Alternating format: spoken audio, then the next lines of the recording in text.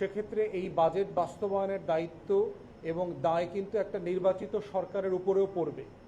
অতএব নির্বাচিত সরকার যে বাজেটটা করে নাই, দায়িত্ব কিন্তু তাকে নিতে হবে, জবাবদিহিতা কিন্তু নির্বাচিত সরকারকে নিতে হবে।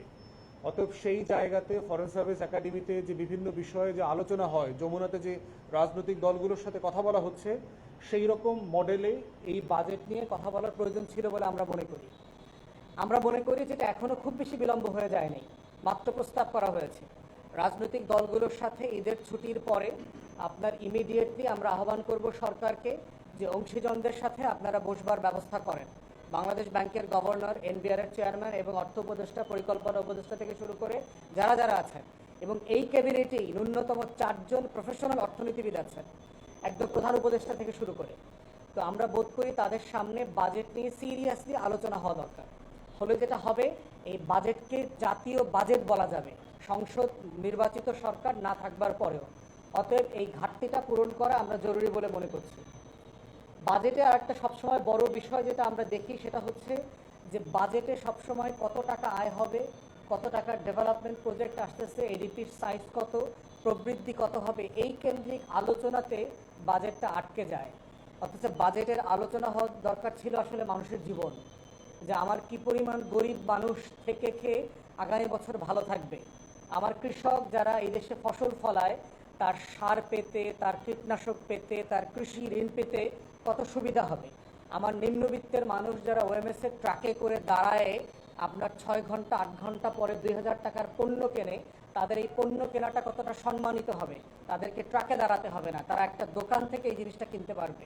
অতএব সেই জায়গাগুলো থেকে আমরা দেখতে পাচ্ছি যে সরকার বরাদ্দ দিয়েছে কিন্তু বাস্তবায়নের কোনো রূপরেখা আমরা এখানে দেখতে পাইনি। সরকার এখানে অনেকগুলো খাতে সংস্কার প্রস্তাব করেছে, যেমন তারা প্রফেসর ইউনূসের একটা বিশ্ববিখ্যাত মডেল আছে 3-0 3-0 পৃথিবী, যেই পৃথিবীতে উনি আকাঙ্ক্ষা করেন, উনি স্বপ্ন দেখেন যে কোনো মানুষ বেকার থাকবে না, কোনো বায়ু দূষণ থাকবে না, কোনো দারিদ্রতা থাকবে না, কোনো গরিব মানুষ থাকবে না, এরকম একটা পৃথিবী উনি দেখেন। এরকম 3-0 ওয়ার্ল্ড উনি কল্পনা করেছেন। বাজেটেও প্রধান অর্থ উপদেষ্টা এই বিষয় নিয়ে কথা বলেছেন। কিন্তু সেই 3-0 বাংলাদেশটা কিভাবে অর্জিত হবে, এই স্টেপটা, এই রোডম্যাপটা আমরা বাজেটে দেখতে পাইনি। প্রবৃদ্ধি এবং মূল্যস্ফীতিকে ডিল করবার কথা বলা হয়েছে, কিন্তু প্রবৃদ্ধি আমরা ইন্টারন্যাশনাল যে ক্রেডিট রেটিং এজেন্সি আছে, ওয়ার্ল্ড ব্যাংক, IMF অলরেডি বলেছে ইজ বিলো 4%, 3.97 ধরেন, এরকম একটা পার্সেন্টের কথা বলা হচ্ছে, যেটা আগামী বছর 4, 4.5, 5 পর্যন্ত উঠতে পারে। এবং এই ভারসাম্যটা কিভাবে করা হবে?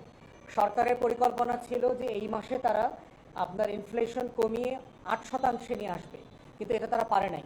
সরকারি হিসাবে এটা 9-এর উপরে এখন। তাহলে সেই জায়গাতে যে মনিটারি পলিসি যে চেঞ্জ করা দরকার এবং কোথায় কোথায় চেঞ্জ হবে তার কোনো গাইডলাইন আমরা এখানে দেখতে পাইনি।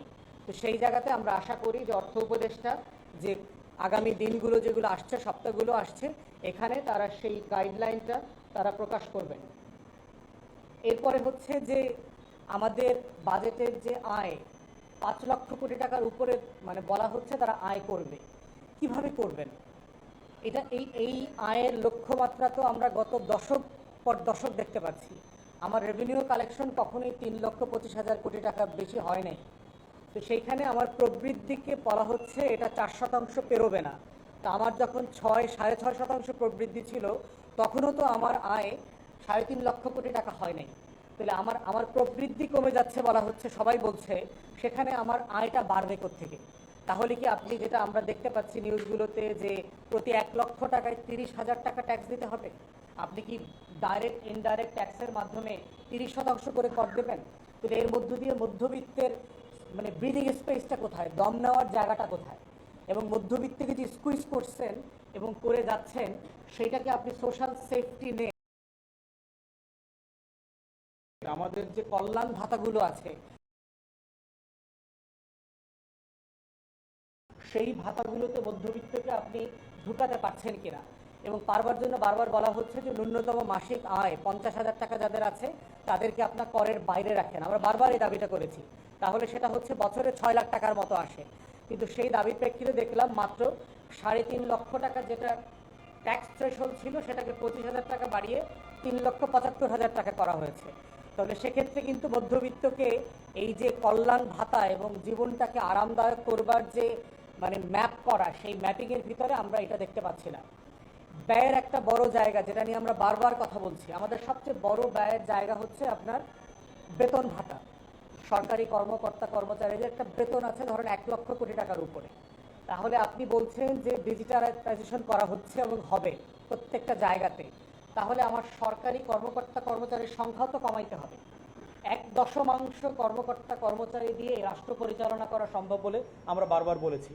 সেটা যদি আপনি করতে পারেন তাহলে আমার প্রায় 9-10 বিলিয়ন ডলার প্রতি বছর খরচ করতে হচ্ছে এই বিশাল রাষ্ট্রকে পরিচালনা করতে, যেটা আসলে কোনো প্রয়োজন নাই। সেখান থেকে যদি আপনি এটা 3 বিলিয়নে নিয়ে আসতে পারেন, 2 বিলিয়নে নিয়ে আসতে পারেন, তাহলে আমার এখান থেকে 5-7 বিলিয়ন ডলার খরচ সেভ করা সম্ভব।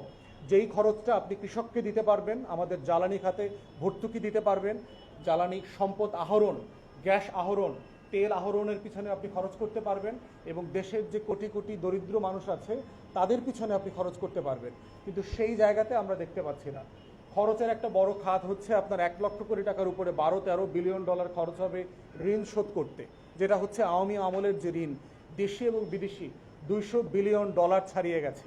এবং ইতিমধ্যে আমরা সরকারকে ধন্যবাদ পাওয়ার যোগ্য যে গত 10 মাসে তারা 12.5-13 বিলিয়ন ডলার ইতিমধ্যে ঋণ পরিশোধ করেছে, এবং জ্বালানি খাতের ঋণ তারা প্রায় পুরোটা পরিশোধ করে দিয়েছে ইতিমধ্যে। এবং আগামী বাজেটে, এই প্রস্তাবিত বাজেটে আপনার গত বাজেট থেকে প্রায় 4.5-5 বিলিয়ন ডলার তারা ইতিমধ্যে সেভ করে ফেলেছে। যে চলমান প্রজেক্টগুলো ছিল সেখান থেকে তারা খরচ কাট করেছে, খরচ বাঁচিয়েছে এবং দুর্নীতির পথগুলো দূর করেছে। সেখান থেকে তারা কিন্তু 4 বিলিয়ন ডলার ইতিমধ্যে সেভ করে জ্বালানি খাতে ভর্তুকি দিয়ে দিয়েছে, এবং যেটার কারণে তারা সামারে তেল গ্যাসের যে ফ্লো থাকার কথা, শিল্পাঞ্চলগুলোতে নিরবিচ্ছিন্নভাবে তেল গ্যাস দেওয়ার যে আয়োজন থাকার কথা, সেইটা তারা দিচ্ছে। আমাদের আর একটা বড় খরচের খাত হচ্ছে আপনার সোশ্যাল সেফটি নেট, যেটাকে বলছি ভাতা, মুক্তিযোদ্ধা ভাতা, তারপরে হচ্ছে বিধবা ভাতা, দুস্থ ভাতা, এরপরে এই যে শিশুদের, বাচ্চাদের, মেয়ে বাচ্চাদের যে উপবৃত্তি দেওয়া হচ্ছে, এই যে হরেক রকমের রাষ্ট্রীয় ভাতা দেওয়া হয়।